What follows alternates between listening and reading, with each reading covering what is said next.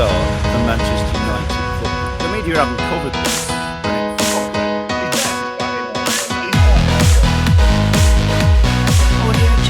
Let's talk on the Eze thing. I'll go first. I think it's the best time. I think it's going to win us the league. I genuinely think that, you can roll your eyes, Rooney. I genuinely think he is the missing piece.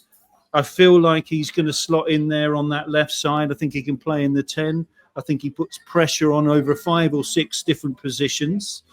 And, when you look at the team, even you boys have got to look and go, it looks tasty. Do you think it's a good signing, Rooney, first of all? I mean, you're the one most under threat, I'd say. Yeah, well, you talk about the missing link. I used to think that was you rather than Eze, but I think he's a good signing for Arsenal. I'm disappointed, if I'm honest. I was hoping he was going to Spurs, so he wasn't going to you. But I think the other thing that's a bit annoying is you wouldn't have gone for him unless Havertz was out. So it's almost real inconvenient timing. Because it does strengthen you. If I thought that, and that's what's been reported in the media, but I don't know if you watched the game last night, the Palace game. I very much suspect you didn't. It wasn't overly exciting, but at the end of it, Parish came out. Did anyone see this? I did, yeah. He said, we've been talking to Arsenal for weeks, yeah, and they said to them, with the signings they were doing, that they have asked them that they would meet their clause, but to keep them updated as to any developments with regards to a sale. What you're talking about there is the media have reported that Havertz is, him being injured was their decision. I don't think that's the case. From what I'm hearing, they've given an extension to Torres. Leonardo.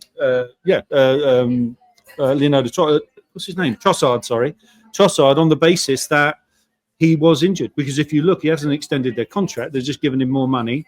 Yeah. And they're covering for that year. So actually, I think it was in the planning. And actually, if you listen also to the report from the Palace manager afterwards, he said it's been remiss that they've not dealt with it because they knew wherever he was going, he was going. Yeah.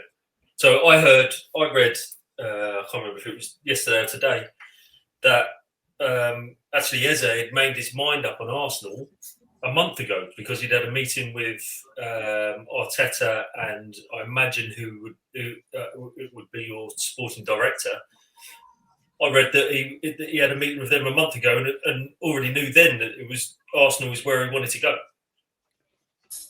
Yeah, but then it feels disingenuous that Palace have bothered to entertain Spurs for 3 weeks, believing that they had an agreement that they would keep them abreast of developments. That doesn't sound like a good way to conduct business to me. Well, no, because apparently all of Arsenal's inquiries, they hadn't actually made an offer. Yeah. So what they actually are saying is they said, it obviously stayed in comms, and they've said, if this does get to the point where it's going to progress, then we would not. And then if you were Palace, you'd go, all right, how much have they offered? 60 mil.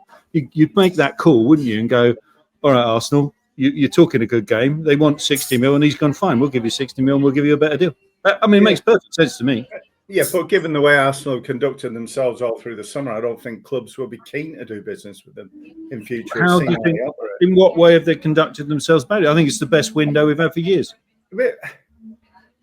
Gyökeres was quoted as a price, so Arsenal went in 18 million under that price as a starting bid. It's ridiculous. If a player's got a price, you pay it. If you want him, you take him. If you don't, you don't start upping from the basis level and trying to get it cheap. But that seems to be the operating model. And I don't know how much have you offered for Isak? 110 plus add-ons. Yeah, they won 130, so just offer them the money and move on, get the player. Yeah, probably tomorrow. But so you've played the same game. You've basically said, look, if you'd have gone 130, they'd have gone 140. Yeah, well, the thing is, we said it last week about, different budgets, different shopping techniques.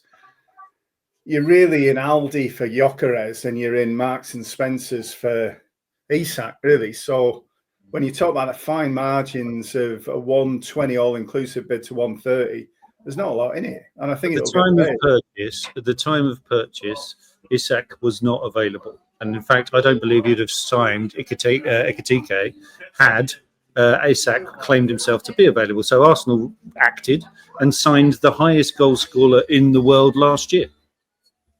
Yeah. They nailed it. That's not Aldi for me. Yeah. No, well, we'll see how it pans out. I remember some comments from Sunday afternoon, so we'll leave it at that. I mean, if you're asking me personally, do I think he's the right player? Yeah, I'm worried. But if you're the, I agree with that. But if you're, the sporting director at Arsenal Football Club and you can't get Isak, you go and get the highest goal scorer in what was the world. Let's call it Europe. He would have won the Ballon d'Or if it wasn't for some weird thing that he has to score 1.5 goals. I agree. I think his touch is questionable. I don't know if he fits our style of play. I agree with that. Would I have preferred Sesko? We'll get into that in a moment. I don't know. But you tell me, if you couldn't get Isak, which centre forward you would have gone and signed? You'd have gone and signed Gyökeres. I could take that. Well, but here's the thing. Look, he looks very good from the start. But Ekitike is he going to play if you get Isak? He'll play wide left instead of, as well as Gakpo. So he's back up. Who's first? Well, it depends on the game, I think. We've lost Diaz, haven't we? So part of the Ekitike attraction was he can play wide left as well. Yeah. But we'll see. I don't know. I still think you'll play the two of them in the same thing. Well, let's see. Matty, where does Eze slot in for you? Does he take the Ødegaard role? Would you play him in the left 8, a wide left forward? Where do you think he fits? I'd looking at Arsenal, I'd go wide left forward, balance out the team, so you've got an equal balance with Saka and Eze either side, just to balance it up. You've always been, not always, but at the minute, I feel you're quite short on the left hand side. There's nothing. Yeah. It's Saka on the right hand side. So I think with him on the left, he can go outside, he can come inside. I think it would be a good balance for Arsenal to have Eze on the left, coming inside. I think it's a real good signing for him. Real good. I think he's a great signing. What does I mean, for me, I think I think he'll start on the left, but I think he'll eventually move into the Ødegaard role. And I'm go on, Rooney. What do you think? I don't think he will, because Palace haven't played him wide left.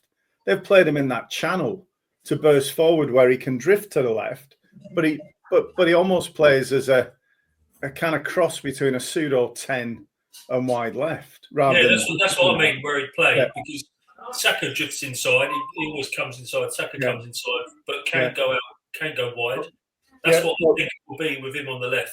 Yeah, and the thing is, if I think the reality is, if I was Ødegaard, I'd be worried, and I think he should be worried. Yeah, but I think what's the great thing, as I started with this little monologue at the front, is that the modern game, and we're seeing it now with what we talked about last week, super squads, is that there's a player, or there are players that can play in numerous positions, but they are. You have an elite player in every position, and that's what seems to be the thing now. That so when I to tread on my own chips, having Isak and having Ekitike is exactly what you should be doing.